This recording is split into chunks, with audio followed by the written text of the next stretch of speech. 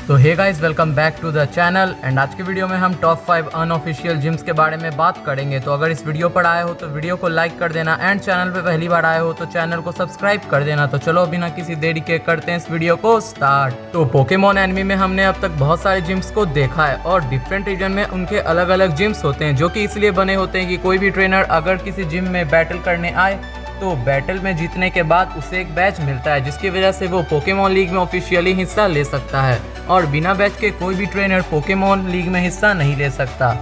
तो इसलिए अलग अलग रीजन में 8 अलग अलग ऑफिशियल जिम्स बनते हैं और वो सभी जिम्स पोकेमॉन लीग के लिए काम करते हैं। लेकिन एनिमी में हमने ऐसे भी जिम्स देखे हैं जिसे पोकेमॉन लीग के ऑर्गेनाइजेशन वेरीफाइड नहीं करते, और वो जिम किसी और ट्रेनर के होते हैं जो कि खुद से उस जिम को खोलकर और खुद से ही उसे चलाते हैं।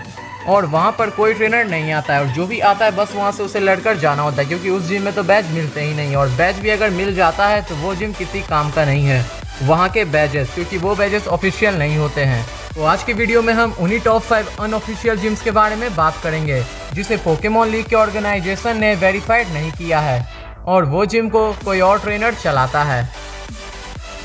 नंबर 5 पर हम जिस जिम के बारे में बात करने वाले हैं वो हमें एपिसोड नंबर 284 में दिखाया गया था, और उस जिम को चलाता था एंथनी, जिसके पास एक पैलीपर था।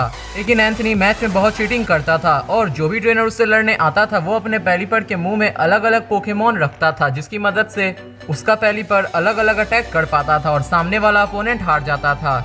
और फिर उस एपिसोड में टीम रॉकेट ने उस जिम के जिम लीडर एंथनी से हाथ मिला लिया, और फिर उन्होंने ऐश के पिकाचू को छुड़ाने का प्लान किया, जहां पर ऐश वहां आ जाता है और फिर ऐश बैटल करता है उस जिम लीडर से। जब ऐश को ये पता चलता है कि उस जिम लीडर का पैलीपर काफी अनोखा है, और जब ऐश उससे बैटल करता है तब ऐश ने उसके पैलीपर को धूल चटा दिया और उसे तुरंत हरा दिया।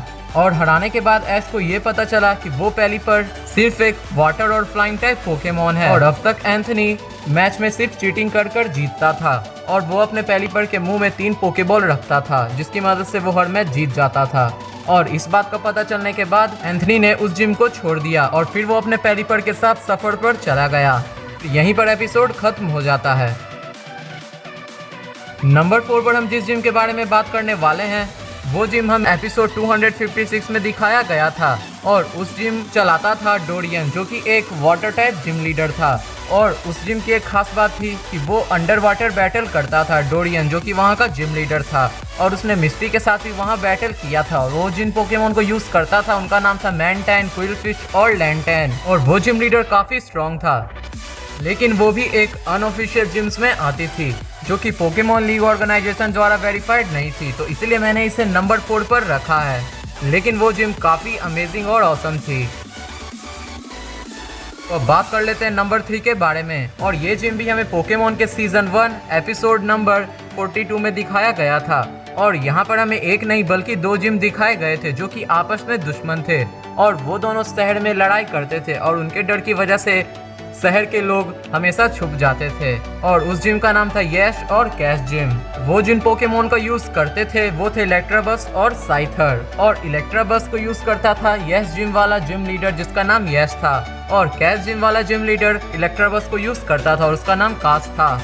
और वो दोनों हमेशा आपस में बैटल करते थे, जिसकी वजह से पूरा शहर हमेशा बर्बाद होता था। लेकिन बाद में ऐश, मिस्टी और ब्रॉक इन तीनों ने उन दोनों जिम लीडर को सबक सिखाने का प्लान बनाया, और फिर बाद में इन तीनों ने उन दोनों ही जिम लीडर को सबक सिखा दिया और उनके पोकेमॉन से उन्हीं पर हमला करवा दिया, जिसकी वजह से ये दोनों जिम वापस से ठीक हो गए और दोनों ही सुधर गए।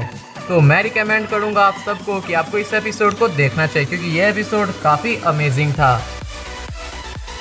तो नंबर 2 पर हम जिस जिम के बारे में बात करने वाले हैं ये भी हमें पोकेमॉन के सीजन 1 में दिखाया गया था, और ये एपिसोड नंबर 29 था, जहां पर हमें फाइटिंग टाइप जिम दिखाया जाता है। और यहाँ के भी जिम लीडर का नाम एंथनी था, और वो जिस पोकेमॉन को यूज करता था उसका नाम था हिटमॉन्चैन, और ये जिम एक फाइटिंग टाइप जिम थी। और एंथनी का ड्रीम था P1 चैंपियन बनना, तभी वहाँ पर ऐश आ जाता है, और ऐश के पास उस समय एक फाइटिंग टाइप पोकेमॉन था जिसका नाम था प्राइमेप। और जब मैच स्टार्ट होती है तब ऐश के प्राइमेप ने उन सभी मैचों में बहुत अच्छा किया, जिसकी वजह से वो उन सब मैच को जीत गया और वो बन गया P1 चैंपियन। तो बाद में यहाँ का जो जिम लीडर है एंथनी, उसने ऐश को उसे प्राइमेप देने को कहा, क्योंकि प्राइमेप इतना स्ट्रॉन्ग था, और उसने कहा कि वो इसे ट्रेन कर कर वापस ऐश को दे देगा। लेकिन उसने आज तक ऐसा नहीं किया। तो ये भी अनऑफिशियल जिम में आता है, तो इसलिए मैंने इसे नंबर 2 पर रखा है। तो अब बात कर लेते हैं नंबर 1 के बारे में। नंबर 1 में हम जिस जिम के बारे में बात करने वाले हैं, ये भी हमें पोकेमॉन के सीजन 1 में दिखाया गया था और ये एपिसोड नंबर 8 था, जहां पर हमें एजे का जिम देखने को मिलता है। और वो एक ऐसा ट्रेनर था जो कि अपने अनऑफिशियल जिम में रहता था और वहां से आने जाने वाले ट्रेनर और जो भी ट्रेनर उसे चैलेंज करने आता था वो उसे हरा देता था। और उसका ड्रीम था कि वो 100 मैचेस जीतने के बाद पोकेमॉन लीग में हिस्सा ले अपने सेंचुरू के साथ। और ये जिम लीडर काफी स्ट्रॉन्ग था क्योंकि ये दिन रात अपने पोकेमॉन के साथ प्रैक्टिस करता रहता था। और इसने तो एश को भी हरा दिया है और उसके बाद टीम रॉकेट को, और इसने लगातार 100 मैचेस जीते बिना एक हार के। तो आप इससे सोच सकते हो कि ये जिम लीडर कितना ताकतवर होगा और ये जब पोकेमॉन लीग में जाएगा तो ये वहाँ क्या कर सकता है। और फिर बाद में 100 मैचेस जीतने के बाद ये भी अपने सफर पर चला गया पोकेमॉन लीग के लिए। तो इसीलिए मैंने इसे नंबर 1 पर रखा है क्योंकि ये बहुत स्ट्रॉन्ग जिम लीडर लगा मुझे। लेकिन इसका जिम भी अनऑफिशियल जिम्स में आता है। तो गाइस, आपको आज की वीडियो कैसी लगी? अगर वीडियो अच्छी लगी हो तो वीडियो को लाइक कर देना एंड चैनल पे पहली बार आए हो तो चैनल को सब्सक्राइब कर देना। तो मिलता हूँ आपसे अगली वीडियो में, तब तक के लिए टिल देन बाय बाय।